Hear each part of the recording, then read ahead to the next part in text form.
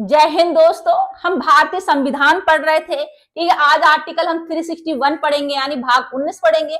इससे पहले हमारे जो भाग कंप्लीट हुए, भाग 1, 2, 3, 4, 5, 6, ठीक है, 9, 9A, हम सब कंप्लीट कर चुके हैं। भाग 19 आज स्टार्ट कर देते हैं, इंपॉर्टेंट है। ठीक है, इसके बाद हम देख लेंगे भाग 18 भी देखेंगे, 17 जो हमारे रह गए वो भी हम देखेंगे। ठीक है, आर्टिकल 361 भाग 19 में देखिए क्या दिया गया है। भाग 19 आपका बताता है, ठीक है, राष्ट्रपति या राज्यपाल को कुछ विशेष सुरक्षा मिली गई है। ठीक है, तो भाग उसमें क्या, आर्टिकल 361 में राष्ट्रपति या राज्यपाल को कुछ विशेष सुरक्षा मिली गई है। किस तरह से? 4 क्लॉज है इसमें।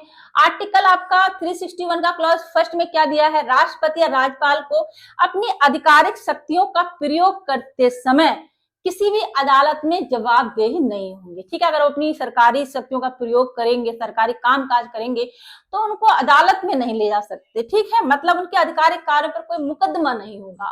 ठीक है, सरकार के काम करते हैं ओब्वियसली, ठीक है, तो फिर उन पर कोई डायरेक्ट मुकदमा नहीं होगा। ये संरक्षण किसको मिला गया है? ये संरक्षण खुद उनको मिला है, ना कि गवर्नमेंट को मिला है। ठीक है, तो देखिए पढ़ लेते हैं।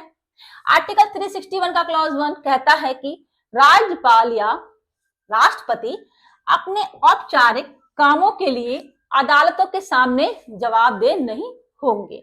ठीक है, यानी जब ये लोग अपने पद पर होते हैं तब उन्हें उनके सरकारी कामकाज को अदालत में चुनौती नहीं दी जा सकती। ठीक है, जब अपने पद पर होते हैं तो उनके सरकारी कामकाज को अदालत में चुनौती नहीं दी जा सकती। यानी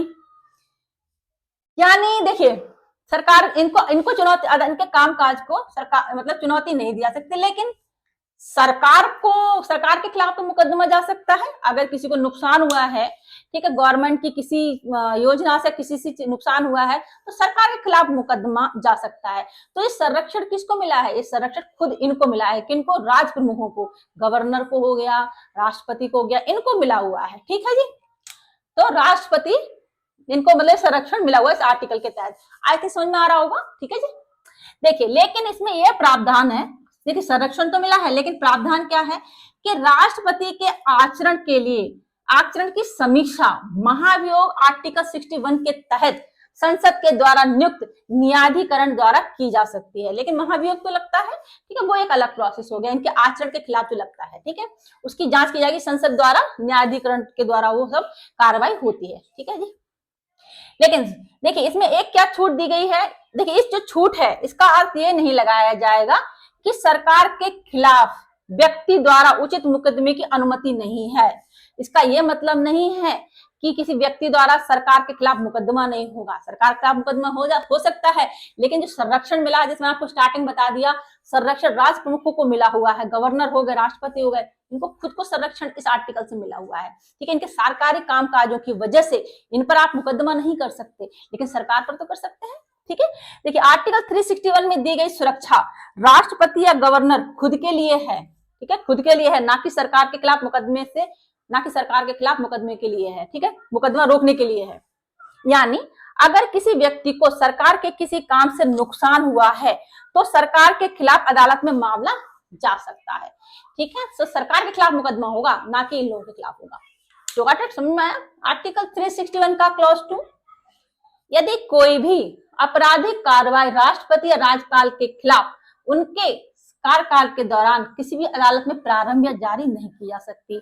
मतलब राष्ट्रपति राज्यपाल के, देखिए राष्ट्रपति या राज्यपाल के बयान, आदेश या कार्रवाई के संबंध में उनके खिलाफ कोई आपराधिक मुकदमा नहीं चल सकता। ठीक है, मतलब पद पर रहते हुए अपराध का केस दर्ज नहीं किया जा सकता। ठीक है जी, यानी कोई भी आपराधिक कार्रवाई राष्ट्रपति या राज्यपाल के खिलाफ उनके कार्यकाल के दौरान किसी भी अदालत में प्रारंभ या जारी नहीं की जा सकती। ठीक है, समझ में आया? क्लॉज 2।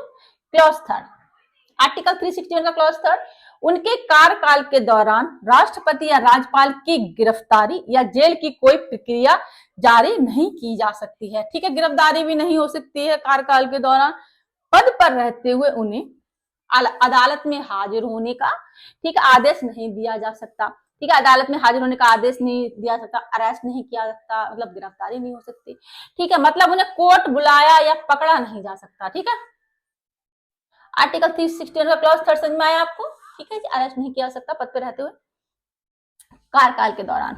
आर्टिकल 361 का लास्ट क्लॉज, फोर्थ क्लॉज है, उनके कार्यकाल में राष्ट्रपति या राज्यपाल के खिलाफ उनके व्यक्तिगत कार्यों के संबंध में कोई दीवानी यानी नागरिक मुकदमा तभी चलाया जा सकता है। ठीक है, यहाँ पे आ रही है व्यक्तिगत कार्यों के संबंध में। ठीक है जी, कोई भी दीवानी या नागरिक मुकदमा तभी चलाया जा सकता है जब लिखित नोटिस दिए जाने के 2 माह के बाद मुकदमा दायर किया जाए। लिखित नोटिस दिया जाएगा, ठीक है, उसके बाद 2 महीने के बाद चलाया जा सकता है। ठीक है, तो पद पर रहने के दौरान सीधा मुकदमा दायर नहीं हो सकता, ध्यान में रखिए।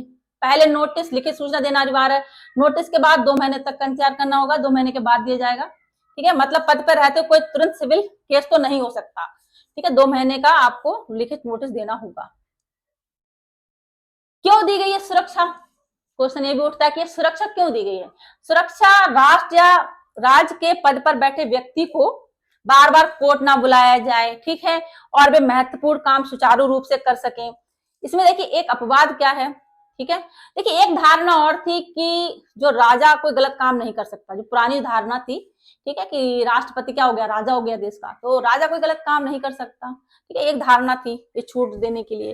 ठीक है, विशेष अपवाद क्या है? देखिए अपवाद क्या, यदि राष्ट्रपति ने संविधान का उल्लंघन किया हो तो उनके खिलाफ महाभियोग ला सकते हैं। ठीक है, ये अपवाद है, बोला गया है कि सुरक्षा मिली है नहीं कर सकते, लेकिन एक आर्टिकल 61 में दिया है कि महाभियोग ला सकते हैं, तो ये अपवाद है एक। ठीक है, उनको जो कि छूट दी भी गई है और नहीं भी। ठीक है, मान सकते हैं कि आर्टिकल 61 में क्या है, महाभियोग की प्रक्रिया है, तो छूट देने के बावजूद भी इन पर महाभियोग लग सकता है। ठीक है, यानी देखिए महाभियोग की प्रक्रिया लागू होती है, यानी अदालत नहीं लेकिन संसद जांच कर सकती है। मतलब वही हुआ कि अदालत से इनको छूट मिल गई लेकिन संसद जांच करती है, इनके महाभियोग लगता है तो।